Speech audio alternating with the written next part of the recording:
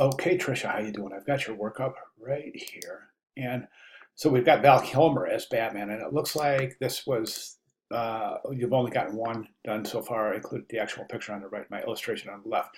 Okay, let's go ahead and take a look at the work. I think that you have a good idea of how to depict these kind of tonal variations to indicate shadow and highlight. That's very effective right there. And right here. And I think that there's a lot of detail missing here. But this is a really good start to, as I said, to establish these demarcations between the darker side of the tonal value and the lighter side. So we definitely see skin tone, highlight, and shadow areas all within the same parent hue, just showing different values of that parent hue associated with the tonal distribution in the skin, in this particular case, in the lower mandible of the character. This is really difficult out here because it's defaulting to straight to black, as I would say, as would be expected. My recommendation is to use an image that has more detail in the suit so that you can actually create more detail in the suit.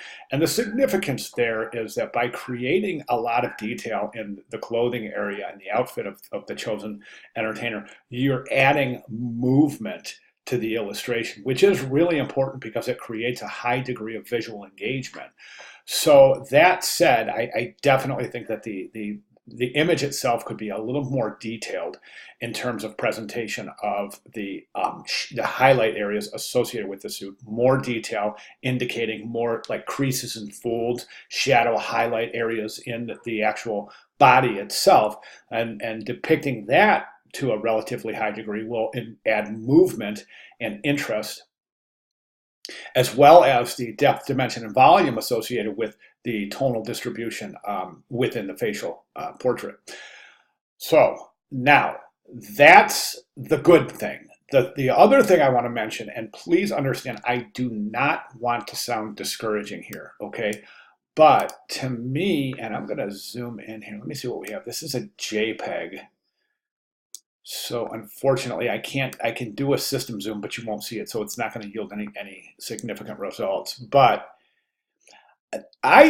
boy, this looks like a lot like it's been put through an image trace or a live paint or live trace in Illustrator, and or in conjunction with a posterize effect.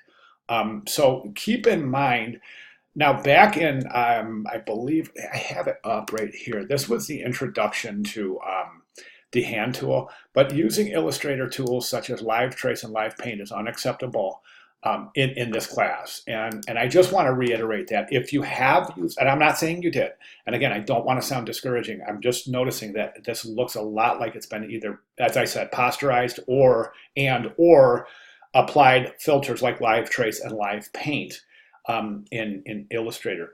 I mean, that's not allowed, and the reason it's not allowed is because it doesn't cultivate any kind of specific technical or technique associated with flat avatar illustration. Do you see what I'm saying? So really getting down into Illustrator and manually getting this thing set using your pen tool and drawing tools, and the techniques that we have learned in the first 7 weeks of the class in conjunction with all of the tutorials given for this. And I want to bring up a couple of things here.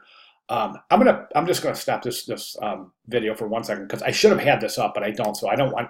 I'll just pause this video for a second while I bring up the things I want to show you, and then we'll continue from there about that. What I'm getting at is I just wanted to open a couple of pages because I want to show you some resources in the class, and this is the actual process that you should be following. Go to week 7, project 3, Iconic American Entertainer Postage Stamp Continue page. And if you scroll down, you'll see this is a really great tutorial on how to accomplish the flat avatar illustration. It's a really good, and that's just one of many, many, many tutorials on this process. So this one, be sure to review this, Marilyn, and then of course take a look at these 3 right here. And I'm going to show you some more as well. This one is how to use the template for the postage stamp, but take a look at the shadow and highlight areas here. I mean, this is what we're after, this kind of result, as opposed to to this kind of result. So we really need a lot of detail in here. And that's why before, as I said, I think that the darkness of this image might preclude from an interesting illustration. So again, excuse me, again, we're week 7, project 3 continue stage. Here, I'll bring it down so you can see it. Week 7, project 3, iconic American entertainer postage stamp, continue stage. And then so we have those tutorials there, but I also want to bring your attention to the announcements area, but we're going to go back and take a look at the welcome to now week 3. Okay, and remember that week was on color, and we have some color things here, color tools here, and we have some assets regarding Illustrator's color tools. But down here, I don't know if you remember this, the shading and highlight techniques.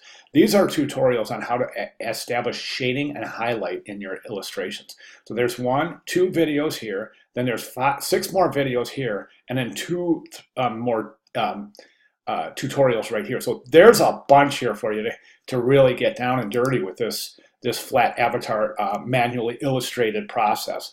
Again, I apologize if this isn't using Live Trace, Live Paint, Posterize, or any of the filters associated with Photoshop and or Illustrator in conjunction with each other to come up with to establish this outcome. So again, we need pen tool work, we need traditional illustrative, digital illustrative tools at play. Okay, that's not to say that you can't use this effect to set your illustration up and to assist you in your establishment of the pen tool and drawing tools. But the final result should definitely be manually assembled using Illustrator's drawing tools. Okay, if you have any questions at all, please let me know. I'll be glad to clarify. Okay, Trisha, thank you very much.